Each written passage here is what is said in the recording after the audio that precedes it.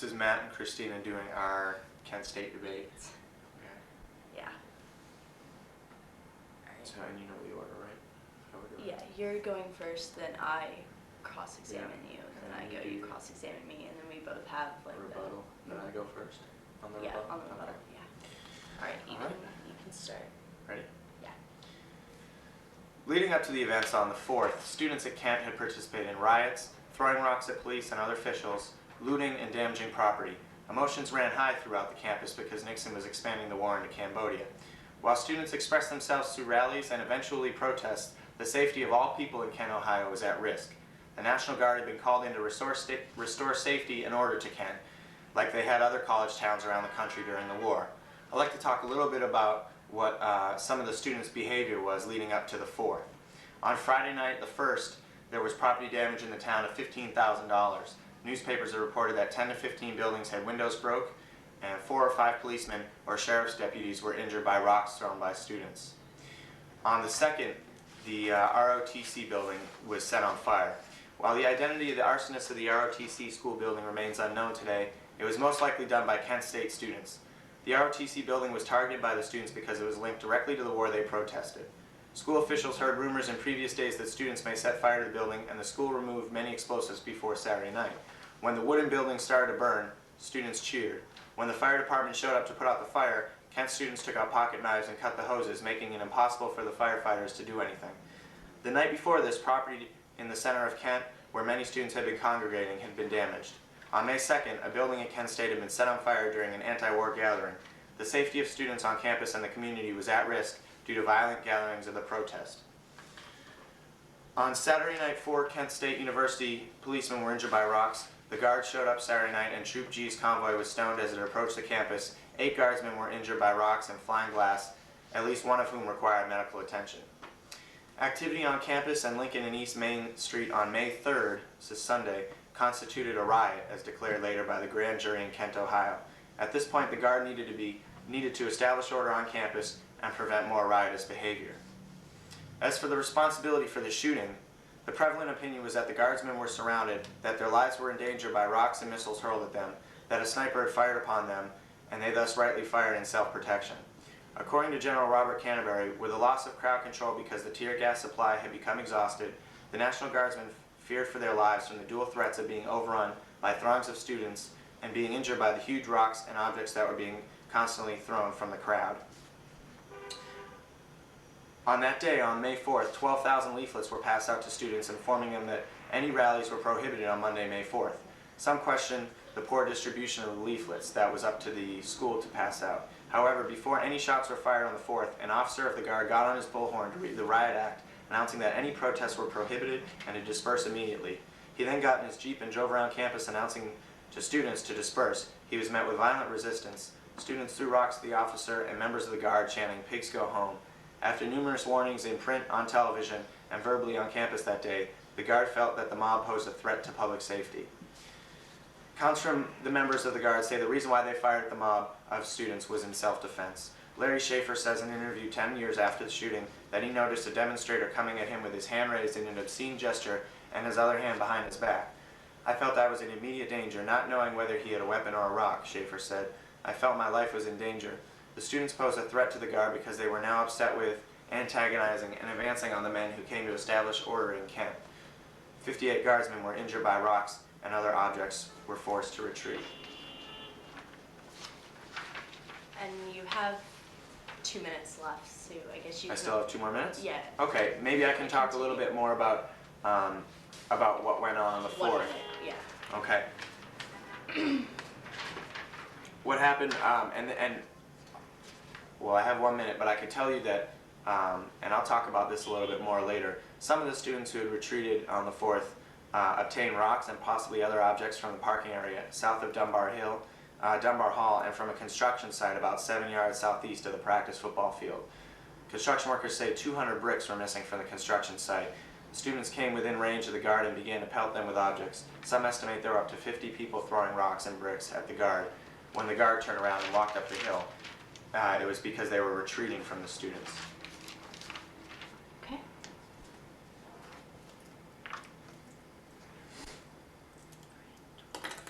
So So 3 minutes for cross-examination.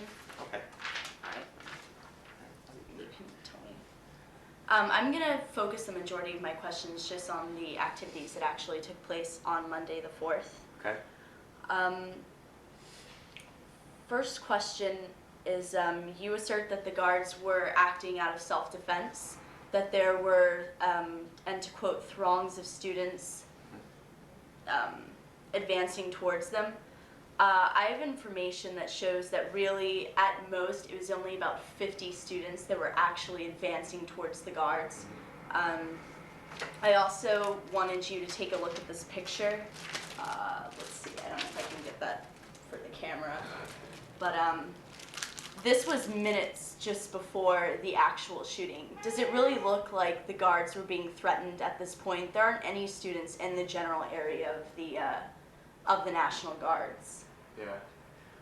There were students within a few hundred yards of the guards, which is known, but there were also 78 guardsmen on the top of the hill, and there were thousands of students around on campus, and a number of them were antagonizing them, throwing bricks at them, and threatening the lives of the guardsmen. Do you have a number? Because most of the students that I found were passing through just from classes, and most of them were unaware of the activities.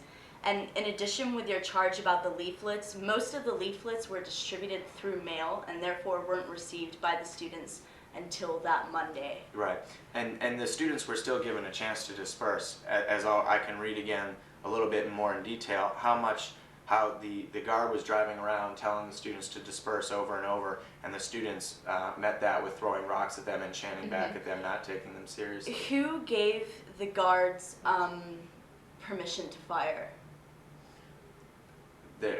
We don't know who shot the first shot, and But do you know who gave them the actual go-ahead to use their firearms?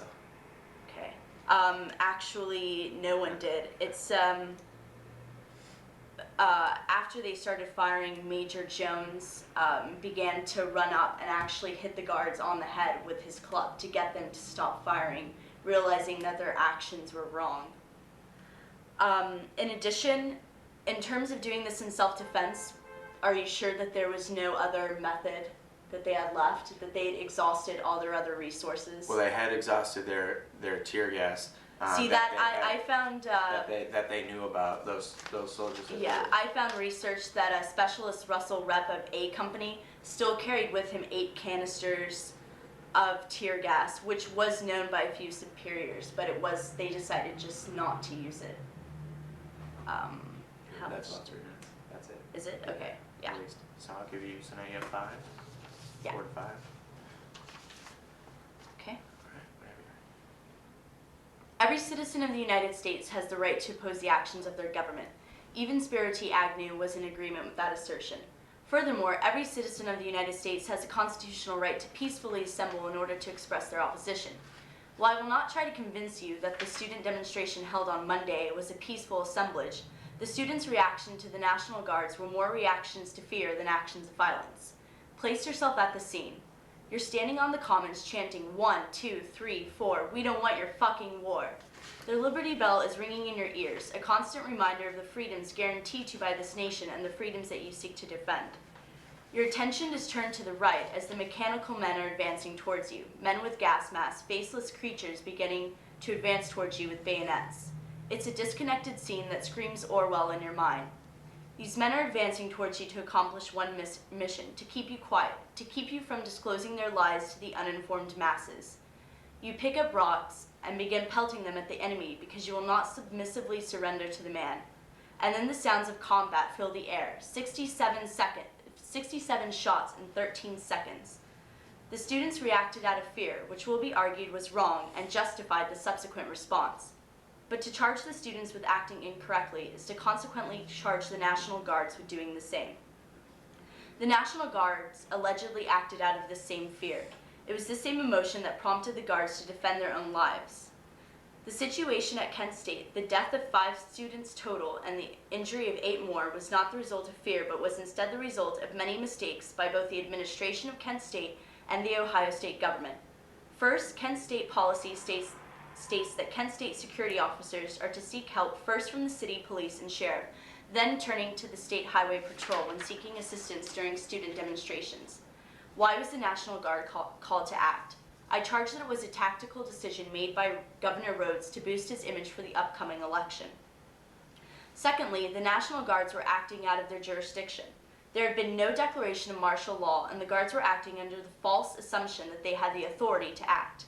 However, because of general confusion amongst the administration and state government, they simply did not. In addition, the Guards were not authorized to fire their arms by any of their superiors, which had been made evident by subsequent reactions.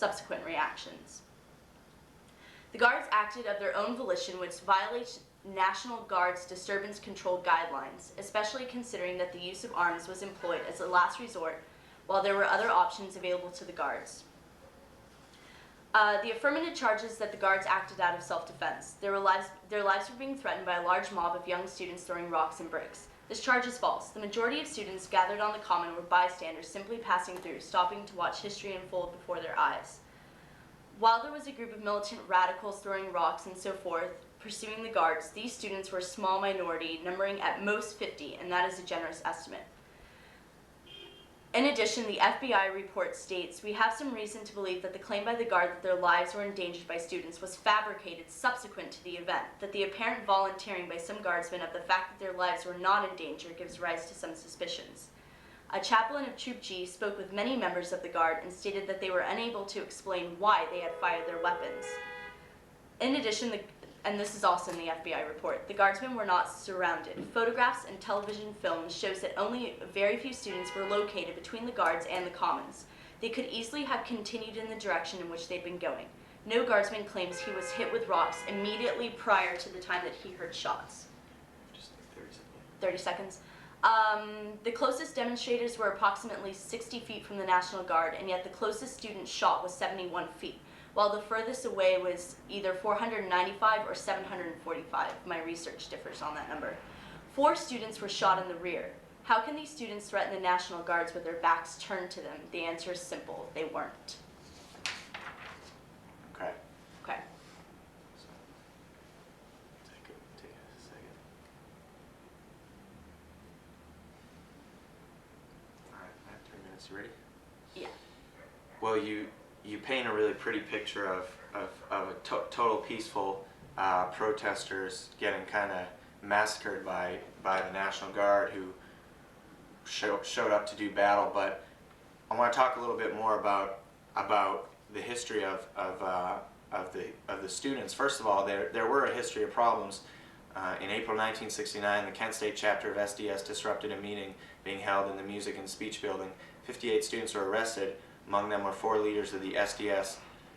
Subsequently, and this was something that was still in effect in 1970, on May 4th, the SDS was banned from the Kent State campus for their behavior. Looking at what happened that weekend with property damage, riots, windows being Property broken, damage everything. that wasn't committed by actual students, but by radicals, and I do have quotes to support that if you would like to hear them. Okay, well, with things growing from riots or gatherings in the streets of hundreds of students to the ROTC building being burnt down, which you haven't addressed, which I think should be addressed because the students were at least a part of it in some way. Would you like me to address that now? Sure. Then? Okay. Well, I mean, even though this isn't my chance to cross-examine, I find it odd that it took 75 minutes just for the fire department to actually respond, and they only responded to the fire after numerous attempts by the students to actually start it. And if they would have responded earlier, it very easily could have been prevented. But that's just defending the students for burning it down because they took a Well, while for in terms of charging that it was a student, there was a sophomore who was at the burning of the ROTC building while it was happening, who overheard 2 students saying, "How are we going to get off campus when we're finished?" The other replied, "The same way we got on." While many young students focused on damaging the ROTC buildings, these 2 persons focused on starting the fire, and they weren't recognized as Kent State students. And they weren't, and there's no proof that they started the fire, right?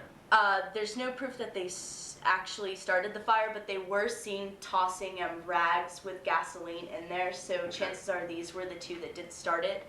And the basic, I guess, like theory goes is that they were from some like organization like SDS or something of that nature, but they weren't associated with Kent State. They weren't Kent State students. Right, but there is no proof that they were there. I mean, they were there with among hundreds of Kent State students. But with the ROTC building burned down, which the students were definitely happy about, the students who protested there, and as numerous ROTC buildings were burned down all Right. across the country. Right, and with that happening, and with mobs of protests and riots leading up to that and continuing, do you think it was not a good idea to bring the Guard on campus? How else were they going to restore order because the government wasn't helping out?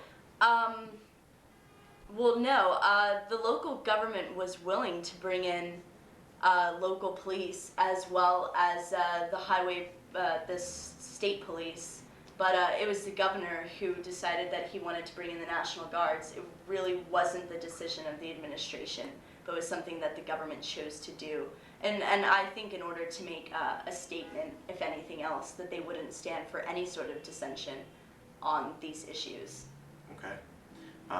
That's what I have. It's time for Closing. almost went over. So Yeah, am I first? for closing statements. Okay. I believe so, but I can double check. Yeah. Yeah, you're first. You timing me? Yeah. Okay. Well, we've mainly talked today about the events that happened on the 4th, and that's probably the most important because that's really what we're dealing with, the shootings, and if they were justified. What I'd like to read from the FBI reports from the Justice Department that tells exactly what happened right leading up to those minutes. At approximately 11:50 a.m., using a bullhorn from the Kent State University Police Department, the National Guard ordered students to disperse. Then 3 National Guardsmen and a Kent State University policeman got in a Jeep and drove through the crowd, ordering students to disperse. The announcement was greeted with cries of "fuck you," and many students made obscene gestures. Victim Jeff Miller was one of this group. The Jeep drove past the students a second time. At this time, the students in unison sang "Power to the people, fuck the pigs." The announcement to disperse was made a third time, at which the students chanted 1, 2, 3, 4, we don't want your fucking war, and after which they continuously chanted strike, strike. The Jeep then apparently came close to the crowd, saying clearly, "Attention, this is an order. Disperse immediately. This is an order. Leave this area immediately. This is an order. Disperse." This was greeted with cries of "fuck you." And then the above announcements were again repeated by the Guard, which the students responded, "Pigs off campus." The Kent State University policeman then announced, "For your own safety, all you bystanders and innocent people, leave." The crowd replied with chants of "Say hail." At some point when the Jeep drove by the crowd of students, a few rocks were thrown at it, one hitting the Jeep and a second striking Guardsman but doing no damage. After the announcement, the Guard advanced on the students and threw tear gas, giving them plenty of warning. Students threw some of the tear gas canisters back at the Guardsmen and also threw rocks. 7 Guardsmen claimed they were hit with rocks at this time. They are also cursed constantly. They also talk about the 200 rocks missing, or bricks missing from the construction site. That's what I have on the events leading up to the self-defense of the Guard. Okay.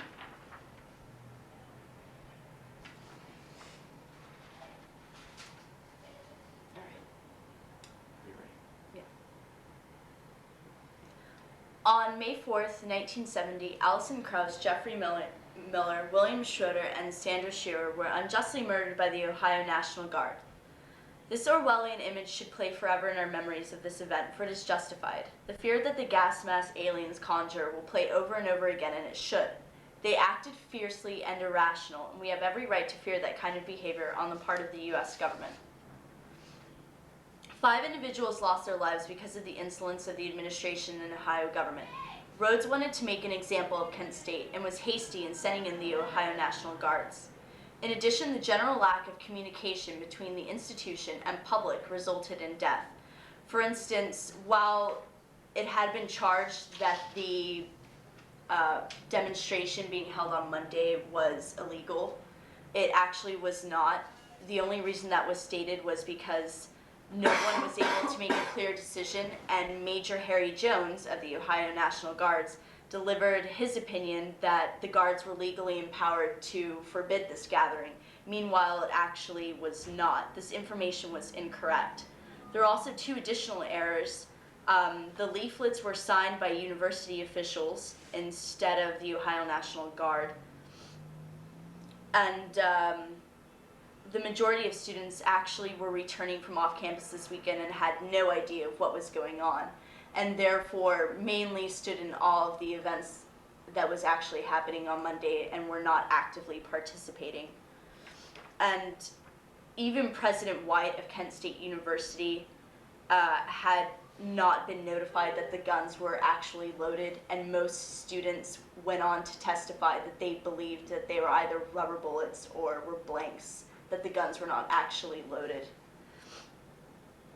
I'm forced to question why highly trained guards for combat fighting would feel threatened by 20 or so students throwing rocks from a substantial distance. If that is their argument, that they were threatened, then they are cowards who are not fit to handle any situation that National Guards might encounter. The facts don't lie, the shootings were completely unjustified, and to believe otherwise is to believe in an illusion of the reality. Is it recording? All right. Yep. This is my persuasive speech. I'm good to go. It seems that Michael Powell, chairman of the FCC, along with the other members, feel that it's time to reconsider many of the FCC's outdated regulations on media. Here are some of the basic facts. If the FCC's rule stands, one news entity could control more than half of the local news market and more than 2/3 of the reporters in the same market. The number of independent owners of media outlets has declined in the last 25 years. Since 1975, 2/3 of independent newspaper owners have disappeared. Since 1975, 1/3 of independent TV owners have disappeared. The FCC's order sets the stage for further reduction in independent media ownership. Only 1/3 of all Americans realize that the public owns the airwaves, and about 1/10 are aware that the FCC gives licenses to stations for free. Clear Channel Communications owns 1,200 radio stations across the country. Currently, 6 companies control most of the country's media: AOL, Time Warner, Disney, General Electric, News Corp, Viacom, and Vivendi. On the cable side, concentration is already apparent. 2 owners, Comcast and AOL, serve 40% of cable households. All of the cable news networks are owned by 3 conglomerates: AOL, GE, and News Corp, which is owned by Rupert Murdoch, who owns Fox. As for direct broadcasting companies, 2 companies control the entire industry: EchoStar and DirecTV, and EchoStar was recently just purchased by Rupert Murdoch. At the moment, CBS owns 21 stations, ABC owns 10, NBC owns 13, and Fox owns 33. Most other commercial stations have affiliate contracts with the network, but are owned by companies like A.H. Bello, Hearst Argyle, Cox, and Post Newsweek. In 1996, Telecom Act let media companies like Viacom, GE, Disney, and News Corp accumulate stations to their heart's content as long as they reach no more than 35% of U.S. households. New FCC regulations would allow the number of TV viewers that one media company may reach to cap at 45%. As of June 2nd, 72% of Americans say that they'd heard nothing at all about the upcoming FCC vote on relaxing ownership media rules, which isn't very surprising. The FCC, for some brief history, the FCC was established in 1934 as part of FDR's New Deal, as a government agency commissioned to regulate interstate and foreign communications by radio, television, wire, and cable. In its early days of conception, the FCC was given broad latitude to establish a rapid, efficient, nationwide and worldwide radio communications service, with decisions on regulations to be based on the public's interest.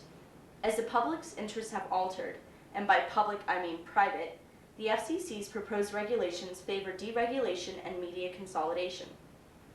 When asked in 2001 what he thought the term public interest meant in the FCC's mission, Powell replied, "I have no idea. I try to make the best judgment I can in ways that benefit consumers. Beyond that, I don't know." Michael Powell has supported his proposals with claims that ownership regulations are no longer necessary because it dates from an era when channels of information were scarce, but cable, the internet, and direct broadcast satellites alleviated that problem. In addition, Powell feels that in order to evaluate current policy, the vast media marketplace must be taken into consideration.